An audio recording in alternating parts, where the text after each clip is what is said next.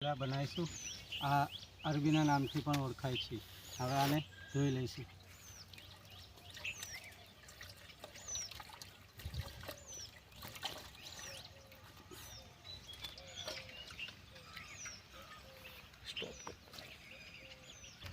આજે આપણે પત્તરવેલીના ભજીયા બનાવીશું. આને અળવીના નામથી પણ ઓળખવામાં આવે છે. જો તમને આજની અમારી રેસીપી પસંદ આવે તો અમારી ચેનલને લાઈક અને સબસ્ક્રાઈબ કરો. આપણે પહેલાં આ પાન ધોઈ લઈશું.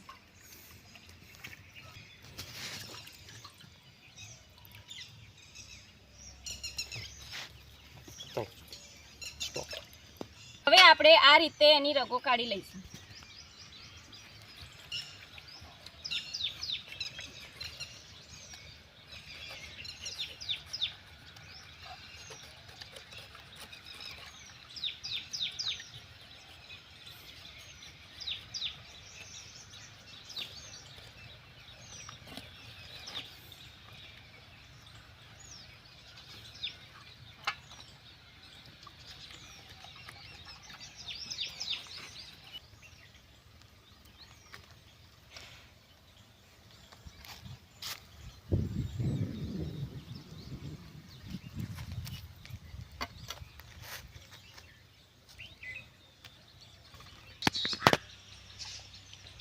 અંદર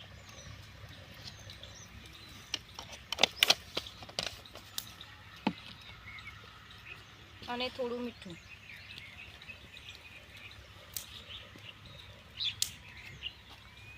હવે તેની અંદર થોડું પાણી નાખીને બધાને મિક્સ કરી લઈશું.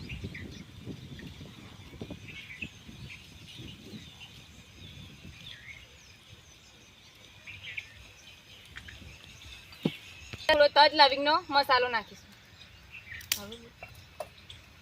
હવે તેની અંદર આપણે થોડો તજ લવિંગનો મસાલો નાખીશું.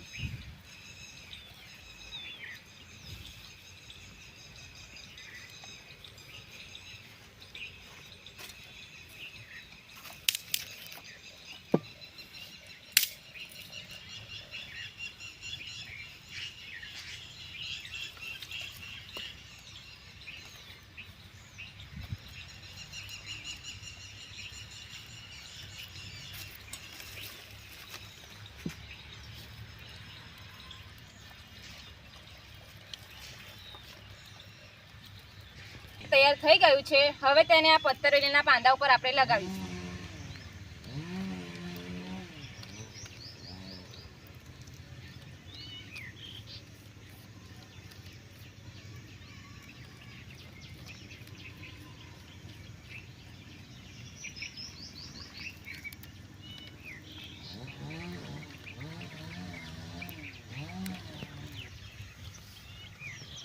હવે આપણે એની ઉપર બીજું એક પાન લઈ લઈશું.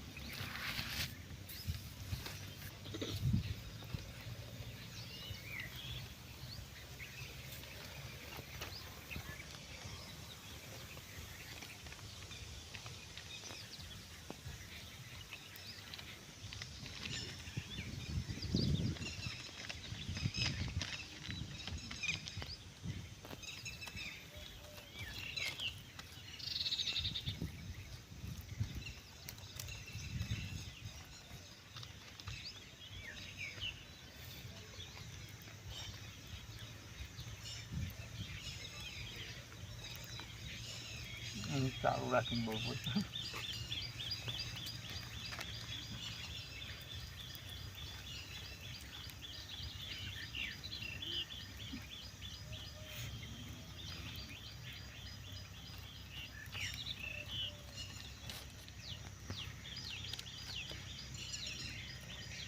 પછી આપણે તેને આ રીતે વારી લઈશું.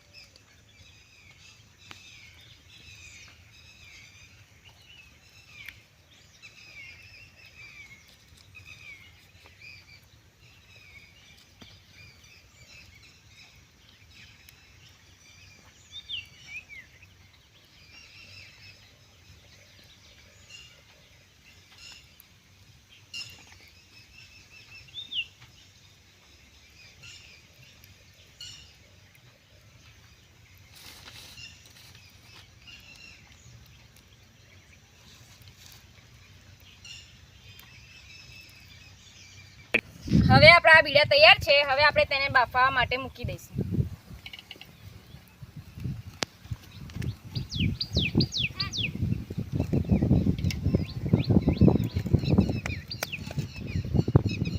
આ રીતે મૂકી અને તેને ઢાંકી દઈશું.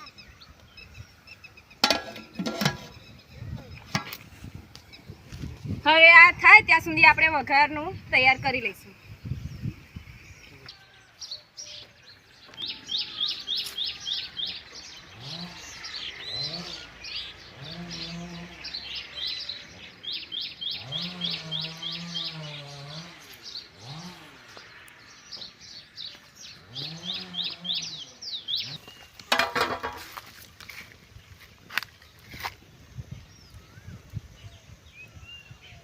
થઈ ગયા છે. આપણે હવે તેને ઉતારી લઈશું.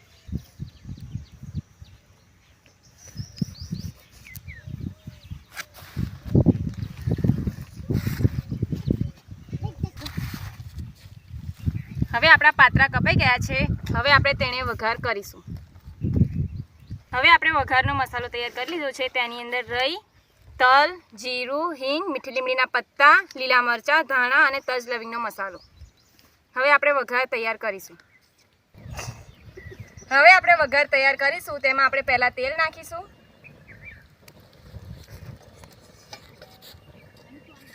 આપણું તેલ ગરમ થઈ ગયું છે. તેમાં આપણે રાઈ નાખીશું.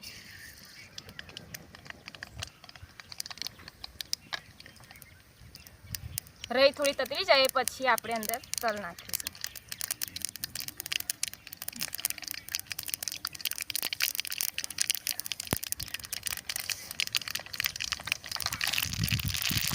જીરું નાખીશું. હિંગ, મીઠી લીમડીના પાન અને હવે તેની અંદર લીલા મરચાં.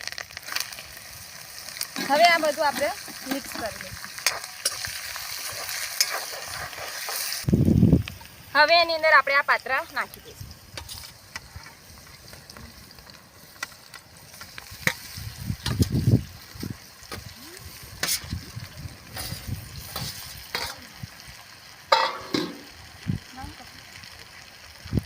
હવે આપણે તેને હલકા હલકા હાથેથી ઉપર નીચે ફેરવી દઈશું.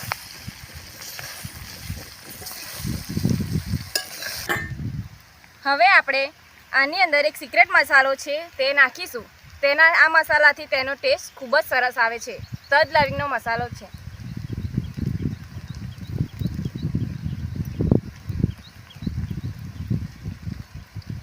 અને આ પાત્રા બે રીતે બને છે, રસાવાળા અને રસા વગરના. આજે આપણે રસા વગરના બનાવ્યા છે.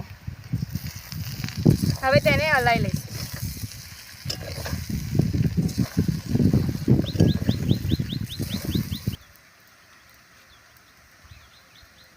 આપણા પાત્રા તૈયાર થઈ ગયા છે. હવે તેની ઉપર આપણે થોડા ધાણા નાખી દઈશું.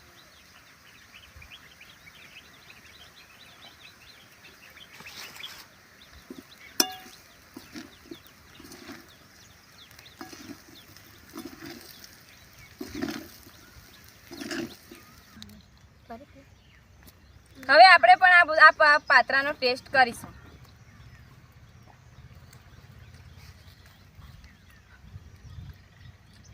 બહુ સરસ પાત્રા બન્યા છે. તમે પણ તમારા ઘરે ટ્રાય કરજો અને અમારી ચેનલ લાઈક અને સબસ્ક્રાઈબ કરો.